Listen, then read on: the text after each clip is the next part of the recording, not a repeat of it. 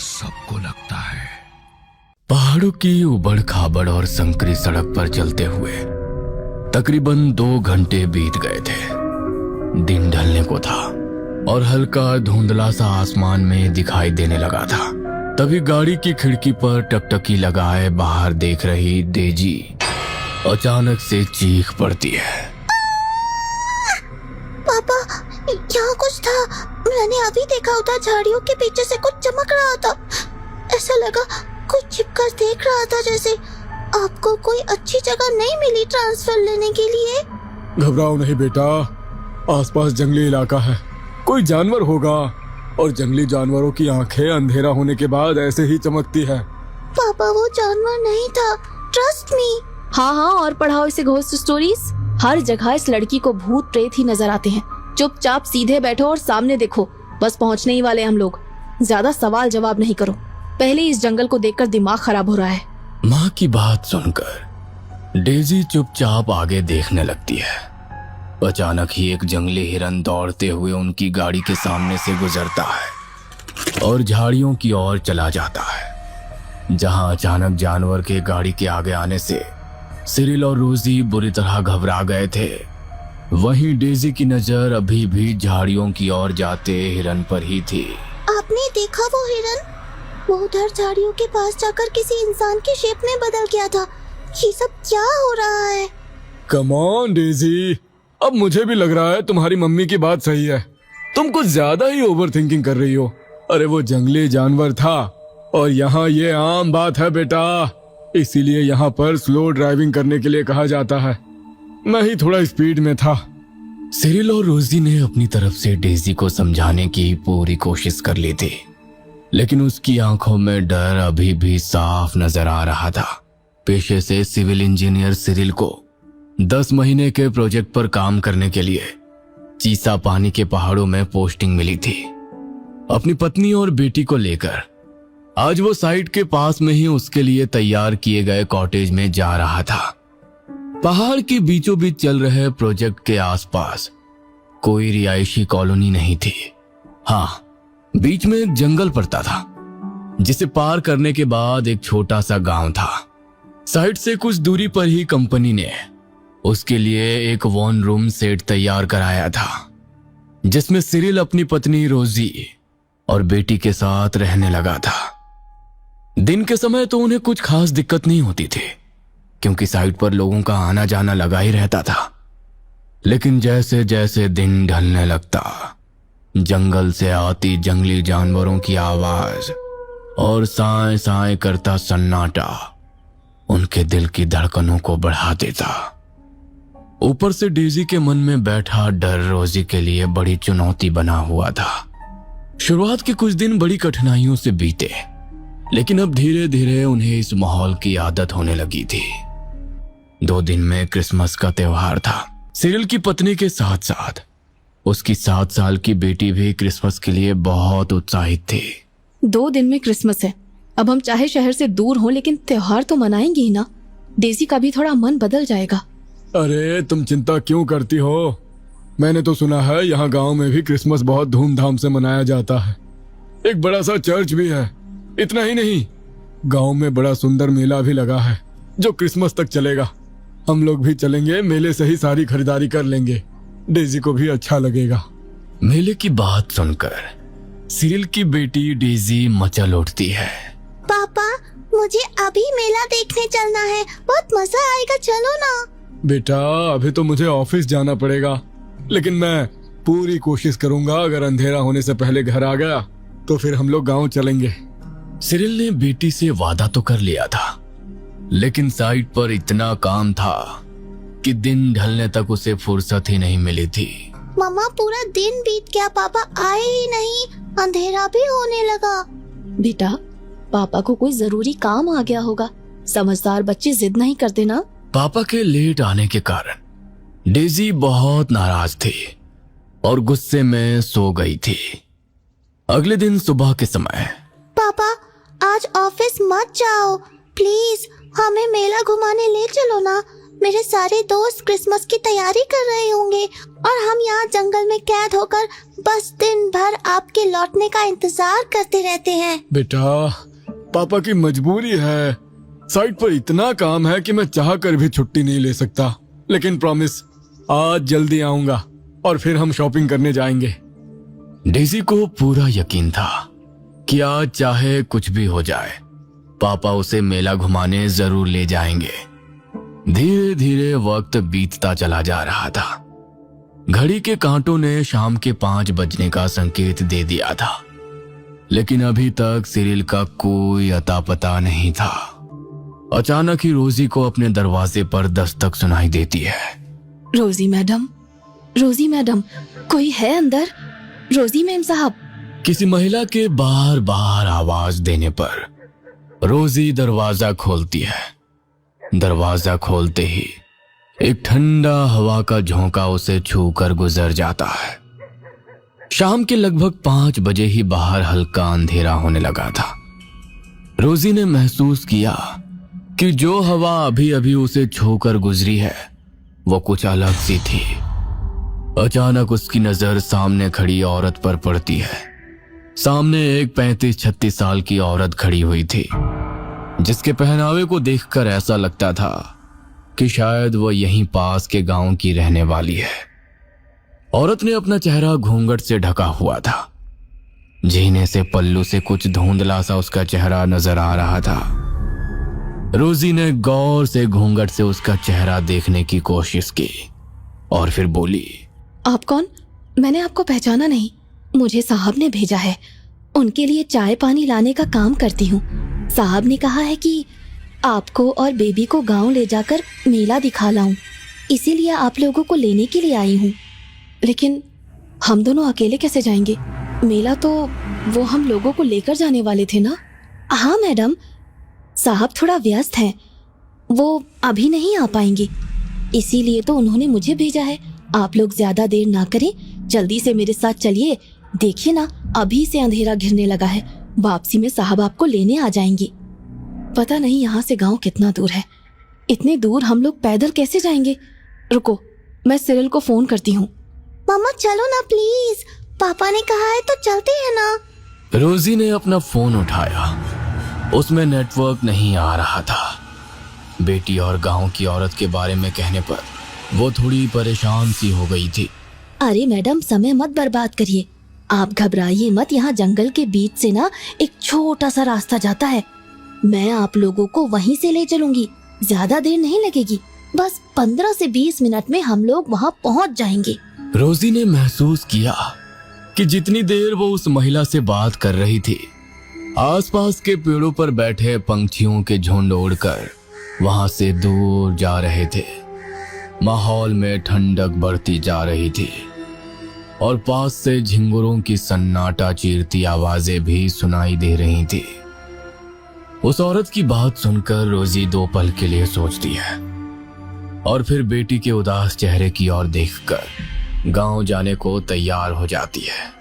कुछ दूर चलने के बाद ही दिन पूरी तरह ढल गया और चारों ओर घना अंधेरा फैल गया।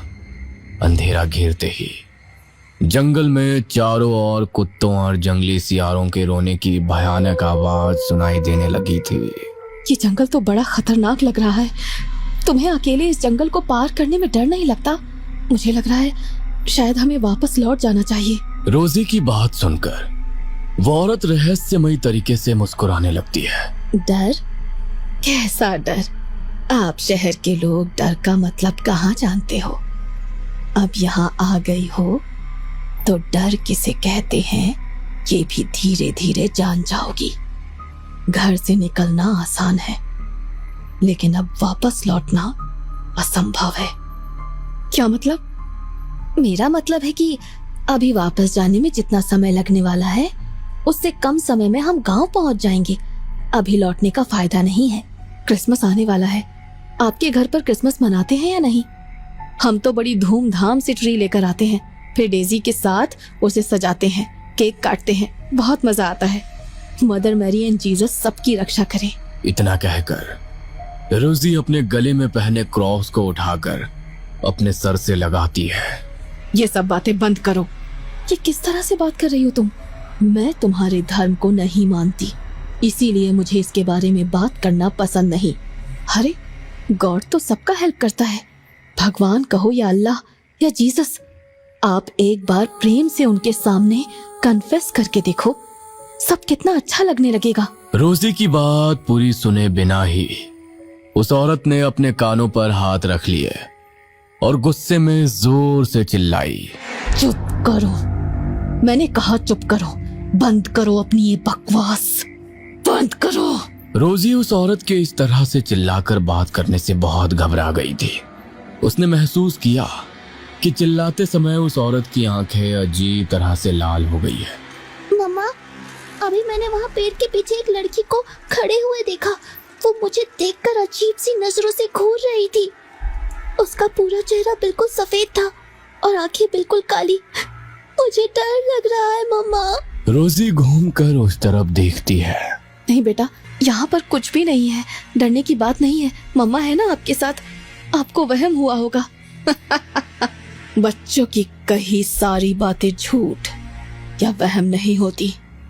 इस बार आपकी बच्ची एकदम सही कह रही है। यहाँ अक्सर प्रेत आत्माएं दिखाई पड़ती हैं। कहते हैं इधर जंगल में तो छलावा भी रहता है, जो जितने चाहे उतने रूप बदल लेता है। एक बार उसकी नजर जिस पर पड़ जाए उसे वो अपने साथ ले ही जाता है।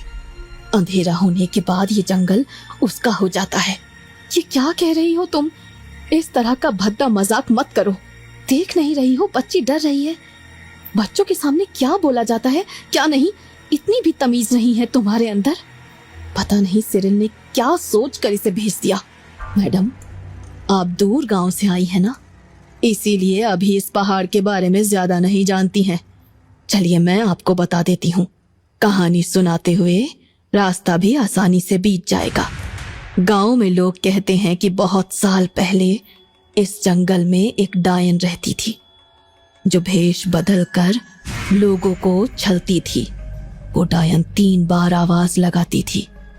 उन 3 आवाज में अगर कोई उसकी बात का जवाब दे दे तो फिर वो उसे अपने साथ ले जाती थी और उसका खून पीकर अपनी प्यास बुझाती थी। और फिर उस आदमी की उम्र उस डायन को लग जाती थी। जिन लोगों को अमर होने के लिए उस डायन ने मारा, वो सभी आत्मा इस जंगल में कैद हो गई हैं।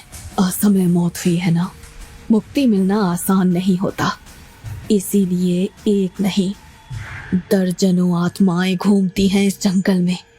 उस डायन का खात्मा करने के लिए गांव के लोगों ने उसे जलाकर मार डाला था, लेकिन मरकर वो और भी खतरनाक हो गई। और अब वो छलावा बनकर इस रास्ते से गुजरते लोगों को छलकर अपना शिकार बनाती है। मम्मा, ये आंटी क्या बोल रही है? भूत प्रेत छलावा डायन, मुझे डर लग रहा है। मुझे घर जाना है। बस थोड़ी देर और हिम्मत रखो बेटा। ऐसा लग रहा है कि हमारे पीछे पीछे कोई चल रहा है। ये पत्तों की खड़खड़ाहट सुनाई दे रही है आपको? डेजी की बात सुनकर रोजी फिर से पीछे मुड़कर देखती है तो उसे अपने पीछे एक काली सी परछाई नजर आती है, जो हाथ हिलाकर उन्हें रुकने का इशारा कर रही थी। यह दृश्य देख रोजी के पैरों के नीचे से मानो जमीन ही खिसक गई थी। अब उसे लगातार जंगल में बिखरे सूखे पत्तों पर किसी के कदमों की आहट सुनाई पड़ रही थी, जिसके कारण वो अपनी बच्ची का हाथ मजबूती से थामे घबराते हुए तेज कदमों से आगे दौड़ने लगती है। तभी रोजी को भी एक छोटा बच्चा, जिसकी आंखों की पुतलियां गायब थीं, पास की झाड़ियों से झांकता नजर आता है, जो गुस्से में उनकी तरफ ही देख रहा था और नामे गर्दन हिला रहा था। डेजी, तुम सही कह रही थी, मुझे भी वो बच्चा नजर आ रहा है। कुछ तो है यहाँ। मुझे ऐसा लग रहा है हम वाकई किसी गलत जगह फंस गए हैं। कितनी देर से हम बस चलते ही जा रहे हैं, लेकिन ये जंगल तो खत्म होने का नाम ही नहीं ले रहा है। घबराइए नहीं, इस तरफ चलिए। हाँ, अब वो आपका पीछा नहीं करेगा। मुझे एक बात समझ में नहीं आ रही, कि तुम इतना सब कुछ कैसे जानती हो और इस जंगल में हो रही इन डरावनी घटनाओं से तुम्हें डर क्यों नहीं लग रहा है? आदत हो जाती है मैडम, बस कुछ ही देर में हम गांव पहुंच जाएंगे। अरे बड़ी अजीब औरत हो तुम। जब पहले से जानती थी कि ये जंगल इतना खतरनाक है तो क्यों हम लोगों को जंगल में ले आई? तुम वापस चलो, हमें आगे नहीं जाना, बस हमें वापस घर पहुंचा दो। हमें कोई मेला नहीं देखना। कितनी देर से यही कह रही हो कि पहुंचने वाले हैं, लेकिन गांव तो कहीं नजर ही नहीं आ रहा।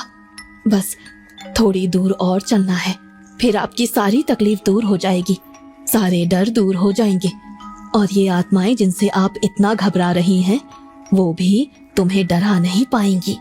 नहीं, मुझे अब आगे नहीं जाना। तुम्हारी अजीबोगरीब बातें मुझे समझ में नहीं आ रही हैं, ये सब मेरी समझ से बाहर है। बस अब एक भी शब्द और नहीं। डेजी बेटा, तुम चलो वापस, हम आगे नहीं जाएंगे। रोजी और डेजी जंगल में दूसरी दिशा में दौड़ने लगते हैं। तभी सामने उन्हें पति सिरिल दौड़ते हुए उसकी ओर आता हुआ नजर आता है। शुक्र है तुम मुझे यहाँ मिल गई, मैं तो बहुत घबरा गया था। जल्दी चलो रोजी, ये जगह ठीक नहीं है। ये तुम्हारी आंखों को क्या हुआ है और तुम्हें कैसे पता चला हम यहाँ हैं? सब बताता हूँ, लेकिन अभी जल्दी करो। डेजी रोजी का हाथ पकड़कर जंगल में आगे बढ़ रही थी। तभी उसने महसूस किया कि सिरिल कुछ सामान्य नहीं लग रहा है। ना वो आंखें मिला रहा है, ना ही बात कर रहा है। लेकिन तुम हमें कहाँ ले जा रहे हो? तुम्हें जंगल के रास्तों के बारे में कैसे पता है? सिरिल गुस्से में रोजी की तरफ घूरता है और जैसे ही अपना हाथ डेजी की तरफ बढ़ाता है, रोजी गले में पहने क्रॉस को सिरिल की तरफ कर देती है, जिसके स्पर्श से ही वो अचानक अंधेरे में गायब हो गया था। मम्मा, पापा कहाँ गायब हो गए? और वो आंटी भी नजर नहीं आ रही है। कोई जानवर आ गया तो हम क्या करेंगे? बेटा ध्यान से मेरी बात सुनो। वो पापा नहीं थे और वो आंटी भी नहीं थी। हमें बहुत सावधान रहना होगा, लेकिन तुम डरो मत, माँ है ना तुम्हारे साथ। तो क्या वो कहानी जो उन आंटी ने सुनाई थी वो सच थी? क्या सच में हमारे पीछे कोई छलावा पड़ गया है? अब हम कभी बाहर नहीं जा पाएंगे ना मॉम? शांत हो जाओ बेटा। तभी रोजी को किसी की आवाज सुनाई देती है, जैसे कोई उसका नाम लेकर पुकार रहा हो। ये तो पापा की आवाज है। क्या ये पापा है? श्श, आवाज मत करना, पहले कंफर्म करने दो कि आवाज देने वाला कौन है। तभी हाथ में टॉर्च पकड़े एक औरत और सिरिल उन्हें डेजी और रोजी को पुकारते दिखाई देते हैं। शायद ये सिरिल ही है, चलो। झाड़ियों में सेफ जगह छिपी रोजी और डेजी बाहर आ जाती हैं। तभी डेजी के कानों में फिर से एक आवाज पड़ती है। डेजी मुड़कर देखती है तो दूसरी ओर भी सिरिल और घूंघट वाली औरत खड़ी नजर आती है। मम्मा, ये सब हमारी नजर का धोखा है। हम फिर से उस छलावे की चाल में फंस गए। जल्दी चलो यहाँ से। बेटा ऐसा मत कहो, मैं तुम्हारा पापा हूँ, आओ मेरे पास। नहीं बेटा, उधर जाने की गलती मत करना। अरे वो छलावा है, मैं तुम्हारा पापा हूँ। रोजी समझाओ उसे। ये सब क्या हो रहा है? हो जीसस, ये कहाँ फंसा दिया? हम तो तुम्हारा बर्थडे सेलिब्रेट करने वाले थे। ये सब क्या हो गया? Please help me God, please help me. तभी रोजी के दिमाग में एक बात कौंधती है। लेसी बेटा, क्रॉस को अपने हाथ में पकड़ो और गॉड को याद करो। Cyril, show me your Holi cross. रोजी की बात सुनकर कुछ पल तक शांत खड़े होने के बाद असली सिरिल अपना लॉकेट गले से बाहर निकाल लेता है और रोजी दौड़कर सिरिल की तरफ पहुंच जाती है। रोजी, डेजी और सिरिल अपने क्रॉस हाथ में पकड़कर आंख बंद करके प्रेयर करते हैं और जब आंख खोलते हैं तो सब कुछ शांत नजर आता है। गांव की औरत की मदद से कुछ ही देर में वो सब गांव पहुंच जाते हैं। लेकिन तुम हम तक पहुंचे कैसे सिरिल? अनीता को साथ लेकर जब गांव जाने के लिए मैं घर लौटा तो देखा तुम डेजी के साथ जंगल की ओर जा रही थी। मैंने आवाज लगाकर तुम्हें रोकने की कोशिश की, लेकिन जैसी मेरी आवाज तुम तक जा ही नहीं रही थी, तुम बात करती जा रही थी। इसलिए अनीता को शक हुआ और उसने मुझे जंगल के छलावे के बारे में बताया और फिर हम दोनों तुम्हारे पीछे आए। लेकिन अंधेरा होने के कारण भटक गए। लेकिन गॉड ने मुझे तुमसे मिलवा ही दिया। इस हादसे के जख्म रोजी और डेजी के मन पर बहुत गहरे थे, इसलिए सिरिल ट्रांसफर की अर्जी लगा देता है और जल्द ही वे एक नई जगह पहुंच जाते हैं। लेकिन कहते हैं छलावा जिसे एक बार देख लेता है आसानी से उसका पीछा छोड़ता नहीं। कहीं ऐसा तो नहीं इस नई जगह पर भी छलावा उनके साथ ही पहुंच गया है?